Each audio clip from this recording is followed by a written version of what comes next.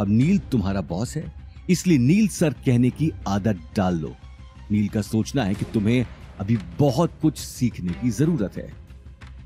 ये बात सुनते ही अवनी की आंखें गुस्से में लाल हो गई। कहाँ है नील? मुझे उससे फेस टू फेस बात करनी है। शनाया फिर मुस्कुराकर बोली, नील अभी अवतार ग्रुप के चेयरमैन के आने का वेट कर रहा है। फाइनल कॉन्ट्रैक्ट जो साइन होने वाला है, तुम जाओ यहां से। इससे पहले कि शनाया आगे कुछ कह पाती, अवनी गुस्से में कॉन्फ्रेंस रूम के अंदर चली गई। कॉन्फ्रेंस रूम में केवल 2-3 लोग ही मौजूद थे जो टेबल साफ कर रहे थे। अभिनव गुप्ता के इंतजार में नील प्रोजेक्टर के सामने बैठा था।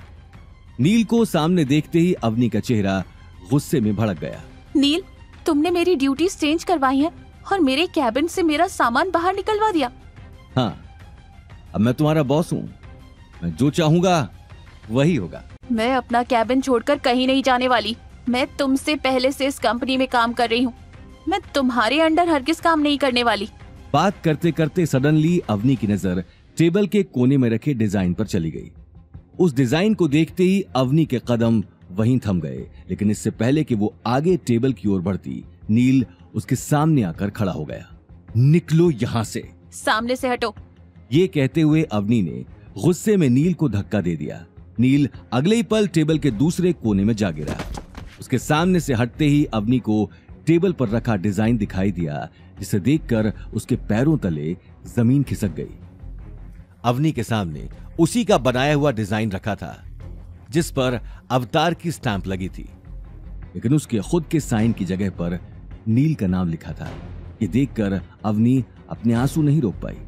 अवनी अगले ही पल डिजाइन लेकर वहां से जाने लगी, लेकिन उसी वक्त नील ने उठकर डोर बंद कर दिया। हट जाओ सामने से। मैं सोच भी नहीं सकती थी कि तुम इतनी गिरी हुई हरकतें करोगे। तुमने मेरी डिजाइन कॉपी कर ली। तुम्हारी हिम्मत कैसे हुई? मैं अभी दादी सा से जाकर। कोई फायदा नहीं है, दादी सा इसके बारे में सब कुछ जानती हैं, इसलिए मैं तुम्हें वार्न कर रहा हूँ। कुछ भी करने से पहले अच्छी तरह सोच लेना, क्योंकि इसका अंजाम बहुत बुरा होगा। नील की धमकी सुनकर अवनी का गला सूख गया। वहीं दूसरी तरफ कॉन्फ्रेंस रूम से आ रही आवाजें सुनकर स्टाफ के सभी मेंबर्स एक दूसरे से बातें करने लगे और सेक्रेटरी ने उसी वक्त गायत्री देवी को इन्फॉर्म कर दिया। गायत्री देवी ये खबर सुनते ही कॉन्फ्रेंस रूम में आ गई। वो समझ गई थी कि अवनी को सच पता लग चुका होगा। वो जैसे ही कॉन्फ्रेंस रूम के बाहर पहुंची तो अवनी और नील उसके सामने खड़े हो गए। स्टाफ के बाकी मेंबर्स भी घेरा बनाकर गायत्री देवी को देखने लगे। सब लोग अपना अपना काम करो। अवतार के चेयरमैन आ ही गए हैं। उनके आने से पहले मुझे सब लोग अपने अपने काम करते हुए दिखने चाहिए। गायत्री देवी की बात सुनते ही सभी अपने अपने काम में लग गए। गायत्री देवी उसी वक्त नील और अवनी के पास आई। ये क्या तमाशा लगा रखा है? नील ने मेरा डिजाइन चोरी किया है। अवतार ग्रुप के चेयरमैन ने मेरी डिजाइन सिलेक्ट की है दादी सा। तो फिर ये नील मेरी डिजाइन को अपना कैसे कह सकता है? वो मेरी जगह पर डिजाइन डायरेक्टर कैसे बन सकता है? मैं ये सच अभिनव जी को बताकर रहूंगी। उनका जानना जरूरी है। अवनी की बातों से गायत्री देवी को गुस्सा आता है और वो अवनी का हाथ जोर से पकड़कर उसे ऑफिस से बाहर ले जाती है। नील और शनाया को अवनी की ये हालत देखकर मजा आता है। तुझसे कहा ना मैरियट के चेयरमैन के सामने कोई तमाशा नहीं चाहिए मुझे। अगर तुम अपने इमोशंस को कंट्रोल नहीं कर सकती तो जाओ यहाँ से। जैसे तुम्हारा पति मुफ्त की रोटियां तोड़ता है, तुम भी तोड़ो। डिजाइन के बदले तुम्हें बिना काम किए सैलरी और बोनस दे दूंगी, पर मेरे कंपनी का फेस तुम नहीं हो सकती। जाओ यहाँ से।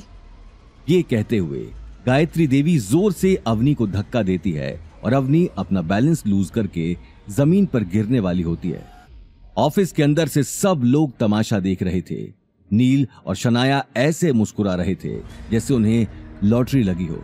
और इससे पहले कि अवनी पूरे ऑफिस के सामने अपने मुंह के बल गिरे, गौतम उसे पकड़ लेता है और गुस्से से गायत्री देवी को देखने लगता है।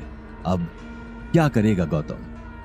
क्या सबको पता चल जाएगा कि गौतम ही है अवतार ग्रुप का मालिक? क्या होंगे इन सारे सवालों के जवाब?